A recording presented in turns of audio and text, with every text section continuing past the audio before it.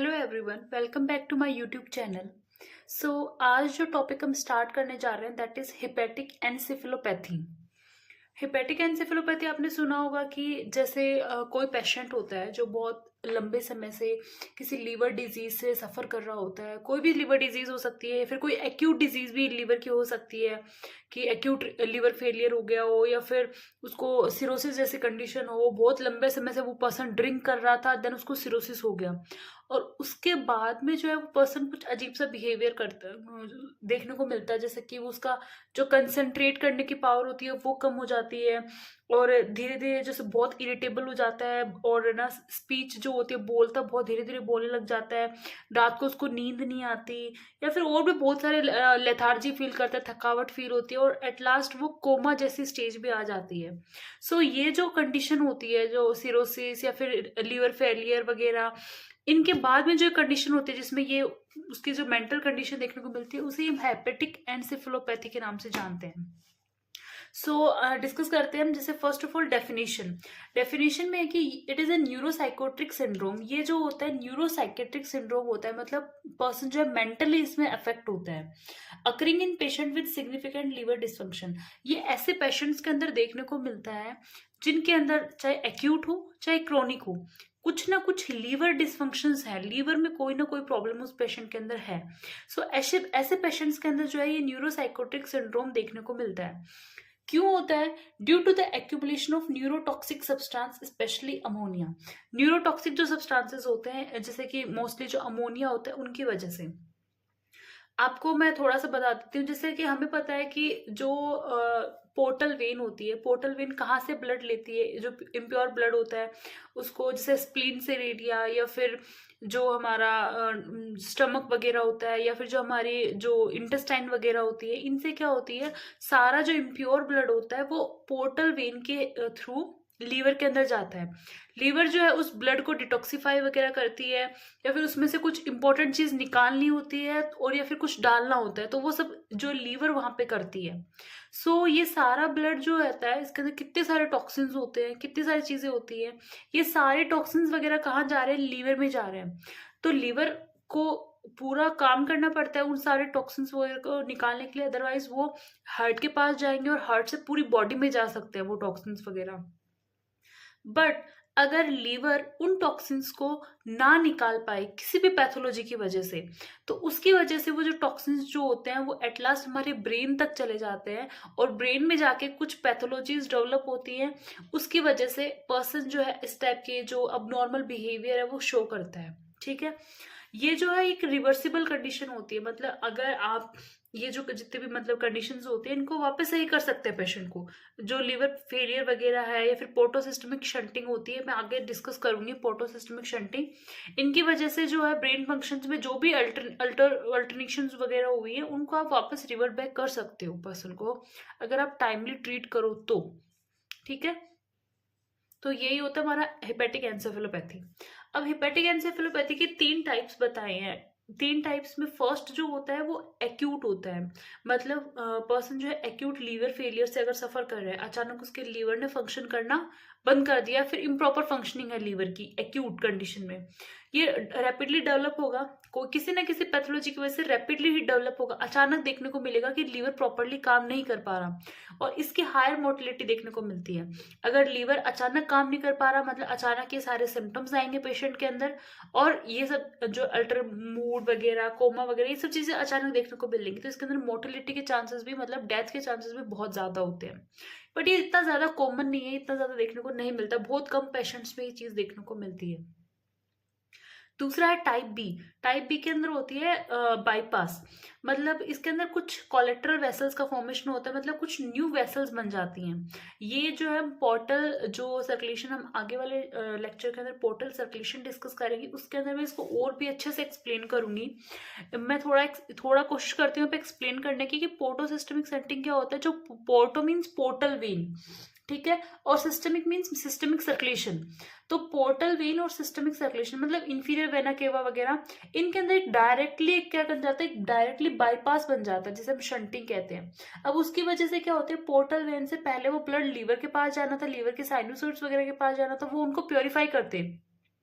Then वो आगे hepatic when में जाता एंड देन वो इंफीरियर वेना केवा से होते हुए हार्ट के पास जाता। बट अब डायरेक्टली क्या होती है, शंटिंग हो गई, इंफीरियर वेना केवा वगैरह से डायरेक्टली एक बाईपास बन गया, तो पोर्टल वेन से वो blood directly inferior vena cava के पास जाने लगा, जिसकी वजह से क्या होता है, जो टॉक्सिन्स वगैरह को लीवर को निकालना था वो नहीं निकल पाए, और वो टॉक्सिन्स वगैरह डायरेक्टली कहाँ चले गए, हमारे हार्ट से होते हुए पूरी बॉडी में, जैसे ब्रेन में। ठीक है, तो इस टाइप की जो कंडीशन होती है, इसके ये टाइप बी के अंदर आती है। इसमें टॉक्सिन्स जो होते हैं डायरेक्टली हमारे सिस्टमिक सर्कुलेशन के अंदर एंटर कर जाते हैं। आपको पता होगा सर्कुलेशन दो टाइप का होता है, systemic circulation and pulmonary circulation.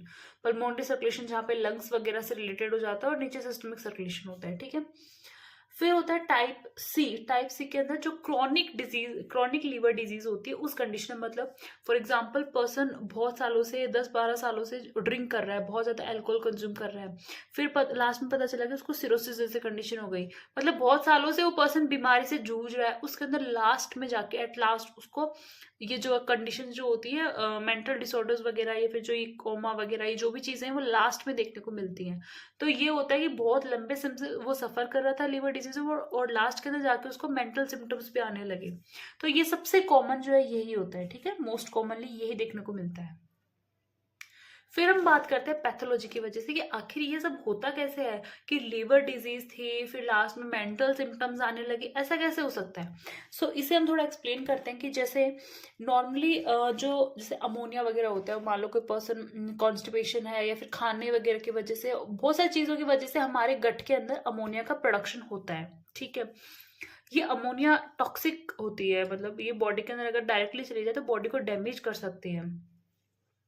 So portal circulation से होते हुए ये जो अमोनिया होती है, ये अमोनिया कहाँ जाती है, पोर्टल सर्कुलेशन से होते हुए हमारे लीवर के पास जाती है। ठीक है, पोर्टल वेन के थ्रू लीवर के पास जाएगा ये अमोनिया। अब लीवर क्या करता है, मैंने कहा लीवर डिटॉक्सिफाई करने का काम करता है, तो लीवर क्या करेगा, इस अमोनिया को यूरिया के अंदर कन्वर्ट कर देगा। यूरिया लेस टॉक्सिक होता है, या फिर नॉन टॉक्सिक मान लो आप। ठीक है, वो यूरिया होता है, तो इस अमोनिया को ये यूरिया के अंदर कन्वर्ट कर देगा ताकि बॉडी को किसी भी प्रकार का कोई डैमेज ना हो। ठीक है, पर ये जो इटोलॉजिकल फैक्टर्स थे कि एक्यूट लीवर फेलियर हो गया, पोर्टोसिस्टमिक शंटिंग हो गई, या क्रॉनिक लीवर डिजीज, इन ऑल की वजह से क्या हो गया, अब लीवर जो है ना वो काम नहीं कर पा रहा। कौन सा काम, वो अमोनिया को यूरिया के अंदर कन्वर्ट नहीं कर पा रहा। ठीक है, या तो और इनडायरेक्टली क्या हो गया, वो यूरिया जो वो सॉरी अमोनिया जो है वो हमारे ब्रेन तक पहुंच गई। ठीक है, वो अमोनिया जो है वो लीवर ने उसको डिटॉक्सिफाई नहीं किया, तो वो अमोनिया जो हमारे ब्रेन तक कैसे ना कैसे करके पहुंच गई। ठीक है, अब ब्रेन में पहुंचने के बाद में ब्रेन में हमारे एस्ट्रोसाइट सेल्स होती है, उन एस्ट्रोसाइट सेल्स ने अमोनिया को अपटेक किया, अमोनिया को लिया।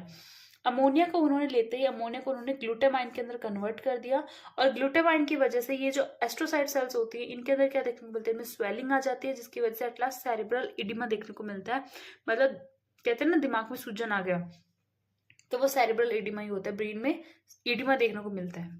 अब ब्रेन में अगर एडिमा हो गया तो जो ब्रेन हमारा नॉर्मल फंक्शनिंग कर रहा था, जो न्यूरोट्रांसमीटर्स वगैरह सिक्रेशन गाबा वगैरह ये सब चीज़ों का, अब वो प्रॉपरली सारे न्यूरोट्रांसमीटर्स जो होते हैं वो प्रॉपरली अपना फंक्शन नहीं कर पाएंगे, वो अल्टर्ड हो जाएंगे, और at last brain functions Altered हो जाते हैं, जो ब्रेन का जो नॉर्मल फंक्शंस होते हैं वो अल्टर्ड हो जाते हैं। तो इस तरीके से जो है अमोनिया हमारे ब्रेन फंक्शंस को अल्टर करता है। ठीक है, फिर हम कुछ प्रेसिपिटेटिंग फैक्टर्स की बात करते हैं, जैसे कि फॉर एग्जांपल अगर जीआई ब्लीडिंग होती है, अगर पेशेंट के अंदर गैस्ट्रोइंटेस्टाइनल ब्लीडिंग हो रही है, तो गैस्ट्रोइंटेस्टाइनल ब्लीडिंग की वजह से जो नाइट्रोजन वगैरह जो है उनका लोड जो है वो इंक्रीज होता है, तो उसकी वजह से भी कंडीशन देखने को मिल सकती है। इन्फेक्शंस वगैरह होते हैं, तो इन्फेक्शंस वगैरह में क्या होता है, जो इन्फ्लेमेटरी रिस्पॉन्सेज वगैरह उनकी वजह से अमोनिया का वहाँ पे अमाउंट ज़्यादा देखने को मिलता है। ठीक है, कॉन्स्टिपेशन, कॉन्स्टिपेशन है, बहुत लंबे समय से वो स्टूल अंदर ही अंदर पड़ा है, उसकी वजह से एब्जॉर्प्शन ज़्यादा होता है, तो एब्जॉर्प्शन अमोनिया जो है उसका भी एब्जॉर्प्शन ज़्यादा बढ़ता है। ठीक है, फिर डिहाइड्रेशन वगैरह, तो डिहाइड्रेशन वगैरह के अंदर जो अमोनिया का जो मेटाबॉलिज्म था वो इम्पेयर्ड होता है डिहाइड्रेशन वगैरह की वजह से। सेडेटिव्स और नार्कोटिक्स वगैरह है वो हमारे जो सेंट्रल नर्वस सिस्टम है उसको सप्रेस करने का काम करते हैं, तो उसकी वजह से भी, सप्रेशन की वजह से भी आपको ये सिम्टम्स देखने को मिलेंगे। फिर दूसरा है जो हमारा इलेक्ट्रोलाइट इम्बैलेंसेस वगैरह होते हैं। इलेक्ट्रोलाइट इम्बैलेंसेस जैसे मेनली हाइपोकैलेमिया वगैरह जो है, पोटेशियम का लेवल बहुत कम हो जाता है, तो उसकी वजह से भी अमोनिया वगैरह का मेटाबॉलिज्म जो है वो अफेक्ट होता है। हाई प्रोटीन डाइट जो होती है उसके, हाई प्रोटीन डाइट जो है उसके अंदर भी हमारा प्रोटीन जो डाइट है हमारा अमोनिया का जो लेवल है ब्लड के अंदर, वो जो है इंक्रीज देखने को मिलता है। ठीक है, फिर हम क्लिनिकल फीचर्स की बात करेंगे। तो क्लिनिकल फीचर्स हम टोटली 4 ग्रेड के अंदर पढ़ते हैं। ठीक है, अलग अलग ग्रेड होगी कि पर्सन जो है किस तरीके से एक्ट कर रहा है, वो उसके अंदर क्या सिम्टम्स आ रहे हैं, उनके बेसिस पे हमने उसको 4 ग्रेड के अंदर डिवाइड किया। सबसे पहले फॉर एग्जाम्पल कोई पर्सन है, वो जैसे आप पढ़ाई का एग्जाम्पल ले लो। फॉर एग्जाम्पल वो पर्सन है, वो पढ़ाई के मामले में उसका कंसंट्रेशन नहीं लग पा रहा, वो कहेगा कि मेरा किसी भी चीज़ में ध्यान नहीं लगता, मैं अगर ध्यान लगाना चाहूँ तो वो नहीं लगता है। सो वो पुअर कंसंट्रेशन सबसे पहले पेशेंट आपको बताएगा। ठीक है, फिर स्लर्ड स्पीच होगी, मतलब ऐसे बड़बड़ाना टाइप, मतलब सही से कुछ प्रोनाउंसिएशंस नहीं कर पाएगा, स्लर्ड स्पीच होगी उसकी।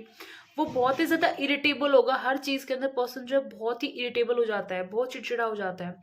जो उसका नॉर्मल स्लीप रिदम साइकिल जो थी, वो स्लीप रिदम साइकिल जो होती है वो अल्टर्ड हो जाती है, सो रहा है बीच में उठ रहा है, मतलब एकदम वो जो अच्छी उसकी स्लीप जो थी वो नहीं ले पाएगा वो पर्सन। सो इस टाइप के अगर सिम्टम्स अगर पेशेंट में स्टार्टिंग के अंदर आ रहे हैं तो वो ग्रेड फर्स्ट होती है। फिर हम बात करते हैं ग्रेड 2 की।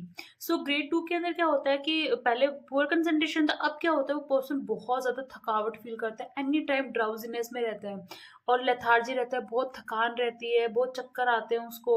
उसके साथ एस्टेरिक्स जो है ये देखने को मिलता है। ये एस्टेरिक्स क्या होता है, फ्लैपिंग ट्रिमर्स बोलते हैं, मतलब अगर हम पेशेंट को, वो जो हाथ है ना उसके हाथ बहुत कम कपाते रहेंगे एनी टाइम, वो स्टेबल नहीं कर पाएगा अपने हाथों को, स्टेबल जो पावर होती है उसकी कम हो जाएगी, हाथ जो एनी टाइम फ्लैपिंग करते रहेंगे, एनी टाइम थरथराते रहेंगे उसके हाथ। ठीक है, उसके बाद में ग्रेड थर्ड के अंदर उसको मार्क्ड कंफ्यूजन होता है, मतलब बहुत ज्यादा कंफ्यूज रहेगा वो हर चीज के अंदर, कि अगर आप उससे उसका नाम पूछोगे, कोई पढ़ाई की चीज पूछोगे, या फिर कोई भी आप उससे कोई क्वेश्चंस वगैरह सॉल्व करवाओगे, मैथ्स के क्वेश्चन सॉल्व, हर चीज में बहुत ज्यादा कंफ्यूज रहेगा, वो नहीं कर पाएगा उन चीजों को सॉल्व।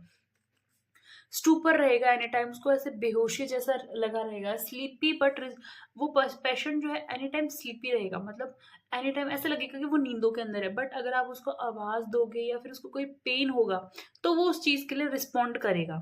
ठीक है, बट ग्रेड 4 के अंदर क्या होगा कि वो पर्सन स्लीपी तो है, बट वो आपकी वो जो आवाज के लिए तो रिस्पॉन्ड नहीं कर रहा, पेन के लिए रिस्पॉन्ड कर भी सकता है, नहीं भी कर सकता, बट वो एकदम कंप्लीटली अनकॉन्शियस रहेगा, वो कोमा के अंदर चला जाएगा वो पेशेंट। ग्रेड 4 के अंदर एकदम कोमा के अंदर होगा, आपके पेन के रिस्पॉन्ड कर भी दे नहीं भी करे, वो उसके कोमा के लेवल पे डिपेंड करता है कि कितना ज्यादा कोमा कितना सीवियर हो चुका है। तो ये हमारी 4 ग्रेड्स है। पहली ग्रेड के अंदर बहुत पुअर कंसंट्रेशन होगा, मतलब मैथ्स वगैरह रीजनिंग वगैरह सॉल्व कराओगे इतना नहीं कर पाएगा, मतलब। ठीक है, ग्रेड सेकंड के अंदर ड्राउजी रहेगा, लेथार्जी रहेगा, फ्लैपिंग ट्रेमर्स देखने को मिलेंगे। ग्रेड थर्ड उसके अंदर बहुत ज्यादा मार्क्ड कंफ्यूजन होता है, उसको खुद का नाम और खुद का एड्रेस वगैरह बताने में भी वो कंफ्यूज रहेगा।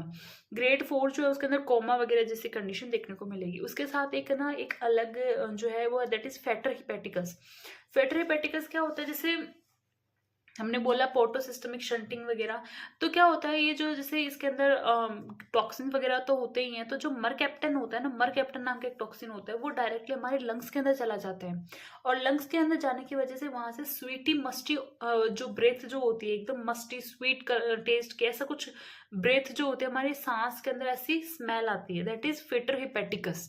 ठीक है, फिर बात करते हैं हम इन्वेस्टिगेशंस की। तो इन्वेस्टिगेशन के अंदर तो देखो ऐसी कोई पर्टिकुलर बेसिस की कोई इन्वेस्टिगेशन है नहीं, बाकी अगर पेशेंट हमारे पास आता है और वो हमें इन्वेस्टिगेट, मतलब कि हम उसको इन्वेस्टिगेट करते हैं, पेशेंट जो है बताता है कि अपनी पास हिस्ट्री के अंदर उसको कोई भी लीवर डिजीज वगैरह है, और साथ में फिर हम उसको एग्जामिनेशन करेंगे, उसको कंसंट्रेशन पावर वगैरह देखेंगे, किस तरीके से उसकी कंसंट्रेशन पावर है, वो लेथार्जी वगैरह, ये सब चीजें हम देख के फिर क्लिनिकल एग्जामिनेशन से ही इसका जो है हिपेटिक एनसेफेलोपैथी का पता लगता है। ठीक है, उसके साथ फिर हम उसके ब्लड एग्जामिनेशन में उसका अमोनिया का लेवल वगैरह चेक कर सकते हैं कि अमोनिया का क्या लेवल है। उसके साथ ईसीजी, जब हमने ईसीजी पढ़ेंगे उसमें हमने ईसीजी में डिस्कस किया है कि ट्राइफेजिक पैटर्न देखने को मिलेगा ईसीजी, आपकी जो वेव्स जो होंगी वो स्लो वेव्स होंगी। ठीक है, उसके बाद में जो मैनेजमेंट वगैरह है, मैनेजमेंट के अंदर हम डिस्कस कर सकते हैं कि जितने भी प्रेसिपिटेटिंग फैक्टर्स हमने डिस्कस किए कि जीआई ब्लीडिंग वगैरह, इन्फेक्शंस वगैरह, कॉन्स्टिपेशन, डिहाइड्रेशन वगैरह, ये सब चीजें कि हमारे प्रेसिपिटेटिंग जो फैक्टर्स हैं इनको ट्रीट करो सबसे पहले। ठीक है, कि बॉडी के अंदर अगर इलेक्ट्रोलाइट इम्बैलेंसेस है उनको ट्रीट करो। ठीक है, इलेक्ट्रोलाइट फ्लूइड्स वगैरह है, डिहाइड्रेशन अगर बॉडी में उसको मेंटेन करो, कॉन्स्टिपेशन है तो उससे रिलीव करो, ये सब चीजें हमें पहले करनी है। ठीक है, और दूसरा है रिड्यूस अमोनिया प्रोडक्शन, अमोनिया के प्रोडक्शन को कम करो, साथ में उसको एब्जॉर्प्शन को, ठीक है, बॉडी में एब्जॉर्ब मत होने दो अमोनिया को। वो कैसे कर सकते हैं? फर्स्ट सबसे इंपॉर्टेंट है लैक्टुलोज। लैक्टुलोज जो होता है ये ऐसे एक जो है अमोनिया के लेवल को भी मेंटेन करता है, साथ में एक लैक्सेटिव इफेक्ट की तरह भी काम करता है। दिन में 2 से 3 सॉफ्ट स्टूल जब तक ना आए तब तक हम उसको पर्सन को लैक्टुलोज देते रहते हैं, ठीक है। ये इसलिए देते हैं ताकि देखो, जैसे मैंने पहले भी बोला, कॉन्स्टिपेशन अगर होगा बॉडी के अंदर, इंटेस्टाइन में जितने टाइम तक अगर वो फीकल मैटर स्टोर रहेगा, अमोनिया का एब्जॉर्प्शन और प्रोडक्शन उतना ही ज्यादा होता रहेगा।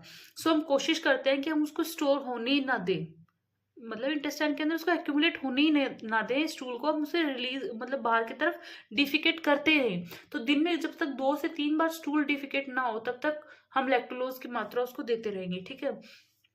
उसके साथ हम एंटीबायोटिक्स वगैरह देते हैं। एंटीबायोटिक्स जो होते हैं, जो अमोनिया प्रोड्यूसिंग जो बैक्टीरियाज वगैरह होते हैं हमारी गट के अंदर, उनको किल करने का काम करती हैं, ठीक है।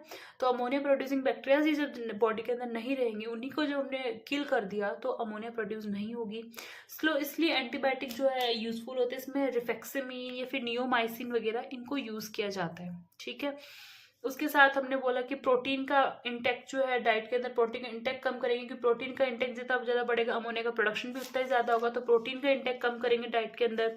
और फ्लूइड वगैरह, इलेक्ट्रोलाइट बैलेंसेस वगैरह, ये सब हमको बॉडी के अंदर मेंटेन करना है। सो ये पूरा हमारा हिपेटिक एनसेफेलोपैथी है। और अगर आपको इसमें कोई भी अगर क्वेरी हो तो आप मुझे कमेंट कर सकते हैं। Okay, thank you.